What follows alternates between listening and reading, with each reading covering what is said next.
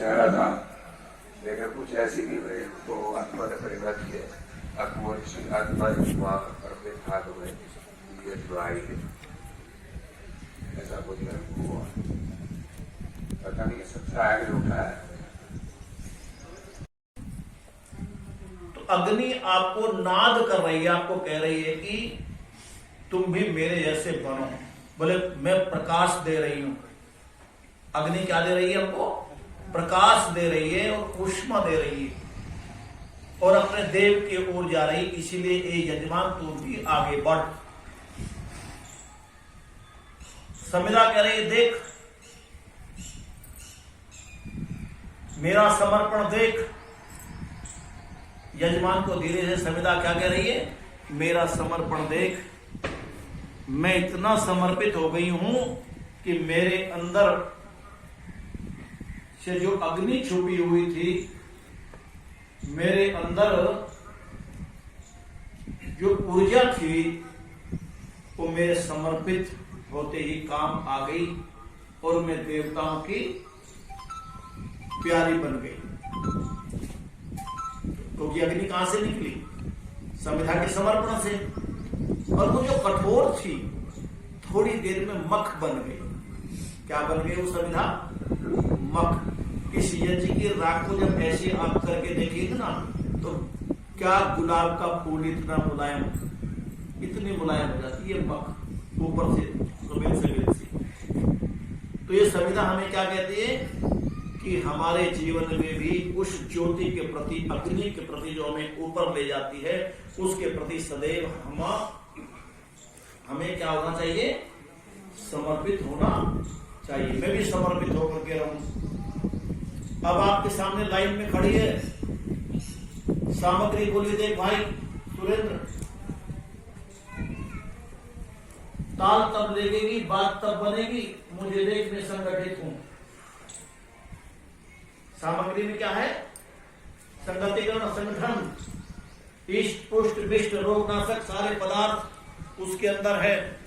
और जब मैं अग्नि में आहूत की जाऊंगी, जो मेरा गुण है मैं सबको बांट दूंगी। ये मेरा संगठन है, मैं संगठन को साथ लेकर के चलती हूँ। तो इसीलिए यज्ञ में एक हमारा परिवार में क्या होना चाहिए? संगठन होना चाहिए, विचार का भी संगठन होना चाहिए। इतनी देर में घी भी आ गया।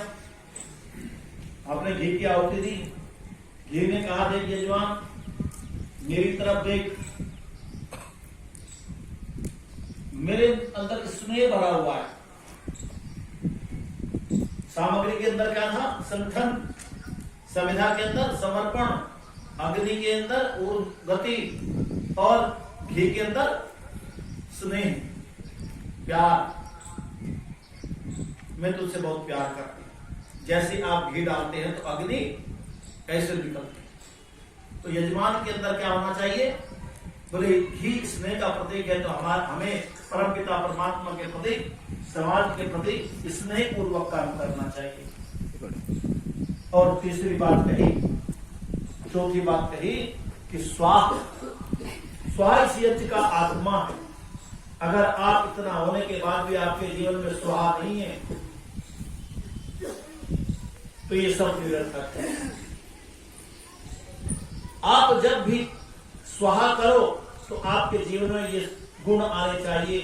परमात्मा के प्रति अग्नि के साथ ऊर्ध्वा में चले, संविधा का समर्पण, सामग्री का संगठन और घी का स्नेह जब आपके जीवन में आ जाएगा तो आपका सारा जीवन क्या हो जाएगा? स्वाहा हो जाएगा। आप भी जो बोलेंगे वो अच्छा बोलेंगे। स्वाहा जो आत्मा में होगा तब वही वाणी में होगा। जो आप कहेंगे वो अच्छा ही कहेंगे, क्योंकि आत्मा से निकलने वाला प्रत्येक शब्द अच्छा ही होता है। और इतना कहने के बाद मेरे यजमान को कहीं अहम ना हो जाए। अच्छे काम करने का, दान देने का, शुभ कर्म करने के बाद परमात्मा की तरफ जब व्यक्ति चलता है तो कहीं ना कहीं एक स्थिति ऐसी आती है कि वो व्यक्ति कैसा हो जाता है? नास्तिक हो जाता है। बहुत ज्ञान को प्राप्त करने के बाद भी व्यक्ति कहीं ना कहीं अधूरा हो जाता है। तो उसको पूरा करने के लिए यज्ञ कर्म कांड को इतना करने के लिए बाद में स्वाहा कहने के बाद भी एक शब्द कहते हैं इदम अग्ने इदन्नमम, ये यज्ञ का प्राण है। इदन्नमम क्या है सुरेंद्र जी? यज्ञ का प्राण है और स्वाहा यज्ञ का आत्मा है। आत्मा और प्राण का समन्वय होता है। जहां प्राण है वहां आत्मा है और जहां आत्मा है वहां प्राण है। जब शरीर रूपी यज्ञशाला से आत्मा निकल जाती है तो प्राण भी अपना डेरा उठा लेती है। तो ये यज्ञ आपका ऐसा हो कि स्वाहा और स्वाहा के साथ में फिर इदन्नमम और स्वधा की चर्चा किसी काल में कर लेंगे। स्वाहाकार, स्वधाकार, वसटकार, हंतकार, इनकी चर्चा किसी काल में करेंगे। 12 बजने वाले हैं तो मैंने कितनी बात बताई? नंबर 1 अग्नि, नंबर 2 समिधा, नंबर 3 सामग्री, नंबर 4 घृत, नंबर 4 घृत और नंबर 5 स्वाहा और नंबर 6 इदन्नम। ये 6 प्रक्रिया तो आप प्रतिदिन करते ही नहीं। और ये इदन्नम एक ऐसी चीज है, ये आपको उठा करके किससे जोड़ देता है? सबसे पहले हमने क्या बोला था? अग्नि, प्रकाश, ऊर्ध्वा की ओर।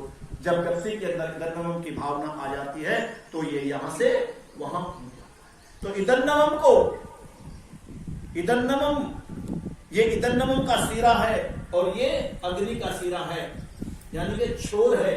इन दोनों को आपस में मिला दो तो आपका जीवन कहां घूमता रहेगा?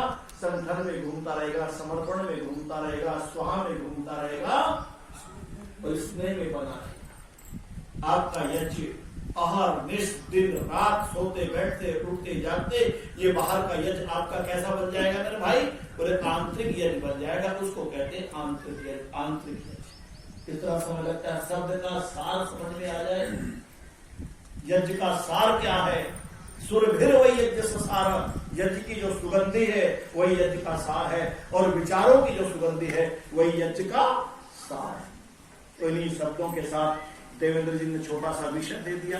तो हम इन शब्दों के ऊपर चिंतन करें और चिंतन करके इस यज्ञ को अपने जीवन में उतारें, बाहर के यज्ञ को अपने व्यवहार में उतारें। जिस दिन आप बाहर के यज्ञ को अपने व्यवहार में उतार लेंगे तो रामचंद्र जी की तरह आपका यज्ञ सदैव चलता है। जो गीत इन्होंने सुनाया था देवेंद्र जी ने अभी, तो निश्चित रूप से आपका कल्याण होगा। इन्हीं शब्दों के साथ सभी का बहुत साधुवाद, धन्यवाद।